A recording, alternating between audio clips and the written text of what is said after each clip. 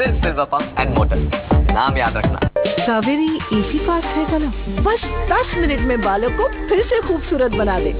Kaveri easy fast hair colour, easy भी और fast भी।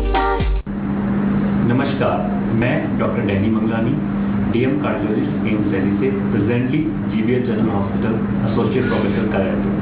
आज वर्ल्ड हाइपरटेंशन डे पे ब्लड प्रेशर के बारे में कुछ जानकारी देना चाहता हूँ। सबसे पहले ब्लड प्रेशर के कुछ नंबर याद रखना हमें बहुत जरूरी है, जैसे कि नॉर्मल ब्लड प्रेशर 120/80, सिस्टोलिक ऊपर वाला 120, नीचे वाला 80। ब्लड प्रेशर जब तब बोलते हैं जब 140/90 से ज़्यादा होता है और उसमें हमें जो है ड्रग का जरूरत होता है। ब्लड प्रेशर को दो तरह से डिवाइड करते हैं, प्राइमरी जिसे हम इसेंशियल ब्लड प्रेशर बोलते हैं, जिसका कोई कारण नहीं होता, उम्र के साथ जनरली 40 साल के बाद नसों के सख्त होने से होता है।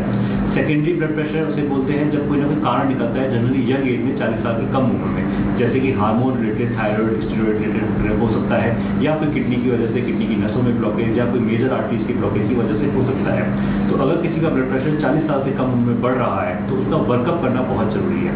ब्लड प्रेशर में अगर हम ड्रग की बात करें, उससे पहले हमारी डाइट और एक्सरसाइज का इंपॉर्टेंट रोल होता है। डाइट की बात करें तो नमक का बहुत बेहतरीन अगर हम इस्तेमाल करते हैं, अगर हम नमक को कम अमाउंट में इस्तेमाल करते हैं, नॉर्मली एक एडल्ट डाइट में, हमारे इंडियन डाइट में 10 से 11 ग्राम नमक होता है।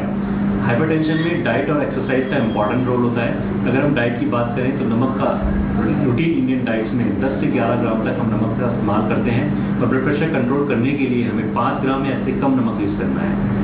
तो नमक बंद नहीं करना, कम करना है। तो नमक कम करने के लिए ऊपर से सब्जियों में या सलाद में या फिर फ्रूट्स में हम जो नमक डालते हैं उसे हमें बंद करना है। इसके अलावा नमकीन, अचार, पापड़ इसका भी सेवन मिनिमम करना है।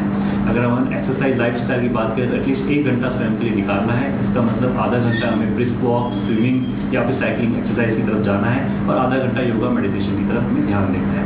दूसरी बात करें दवाइयों के बारे में, तो बहुत सारी दवाइयाँ अवेलेबल है। अपने फिजिशियन को रेगुलर दिखा करके, रेगुलर चेकअप करके ब्लड प्रेशर को कंट्रोल कर सकते हैं। ब्लड प्रेशर एक साइलेंट किलर है, अगर इसको रेगुलर कंट्रोल नहीं किया गया तो हमारे बहुत सारे अंग, जैसे ब्रेन में स्ट्रोक होना, नसों को फट जाना, नसों का सिकुड़ जाना, heart failure, heart attack, kidney की नसों में किडनी फेलियर की तरफ जो है रिस्क बढ़ चली जाती है।